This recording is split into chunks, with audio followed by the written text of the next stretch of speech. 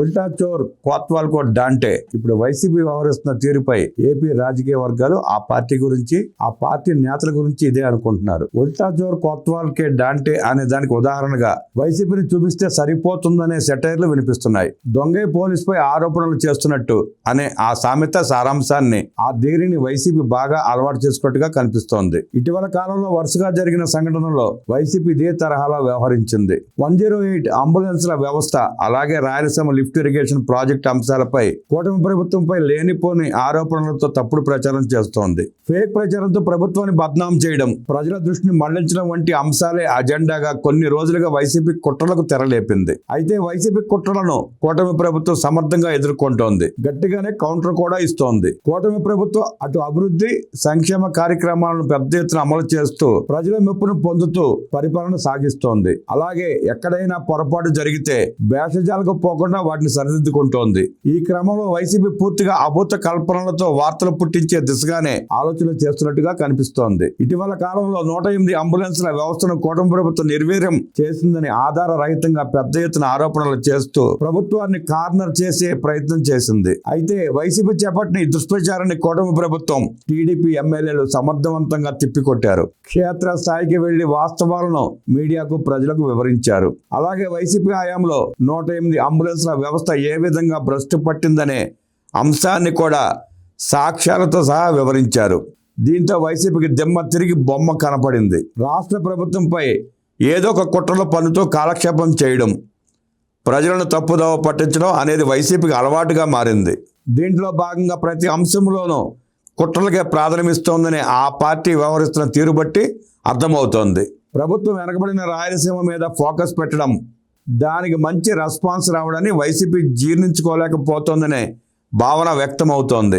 అలాగే సీమ జిల్లాలను పూర్వోదయ స్కీమ్ కింద అభివృద్ధి చేసేలా ప్రభుత్వం సిద్ధం చేస్తున్న ప్రణాళికలు కార్యరూపం దాల్చితే సీమ ప్రజల తలరాత మారే సూచనలు స్పష్టంగా కనిపిస్తున్నాయి.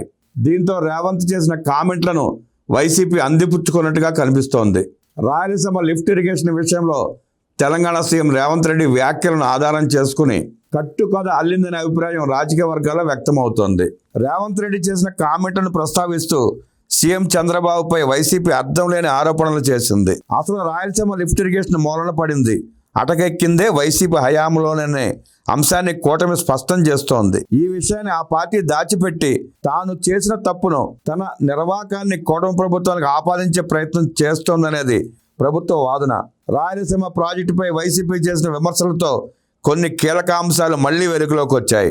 ఎన్జీటీ ఇచ్చిన తీర్పులు, కేంద్రం ఇచ్చిన ఆదేశాలు, సిడబ్ల్యూసీ చేసిన సూచనలు మరోసారి చర్చకు వచ్చాయి. దీంతో వైసీపీ రక్తి కట్టించాలనుకున్న డ్రామా అట్రప్లాప్ అయినట్టుగా కనిపిస్తోంది. ఎటువంటి అనుమతులు లేకుండా జగన్ రెడ్డి హయాంలో రాయలసీమ లిఫ్ట్ ప్రాజెక్టును చేపట్టారని ఏపీ ఇరిగేషన్ వర్గాలు చెప్పాయి.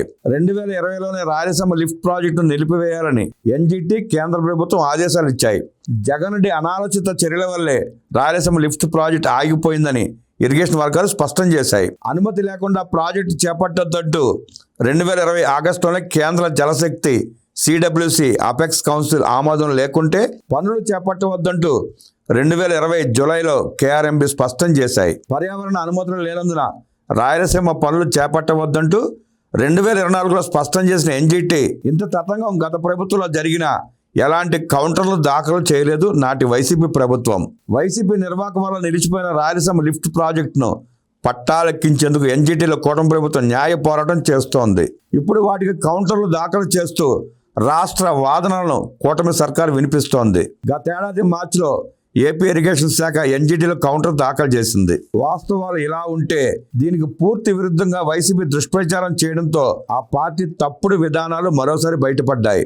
సాక్ష్యాలు, డాక్యుమెంట్లు, తీర్పులను దాచిపెట్టి వైసీపీ ఆడిన డ్రామాలను కూటమి ప్రభుత్వం ఎండగట్టింది. పీపీపీ విధానంతో మెడికల్ కాలేజీల నిర్మాణం చేపట్టాలన్న ప్రభుత్వ విధానాన్ని తప్పుపట్టి ఏదో లబ్ధి పొందాలని వైసీపీ ప్రయత్నించింది. అయితే పీపీపీ పద్ధతిన మెడికల్ కాలేజీల నిర్మాణాలపై పార్లమెంట్ స్టాండింగ్ కమిటీ ఇచ్చిన సిఫార్సులపై వైసీపీ ఎంపీ గురుమూర్తి సంతకం పెట్టారు.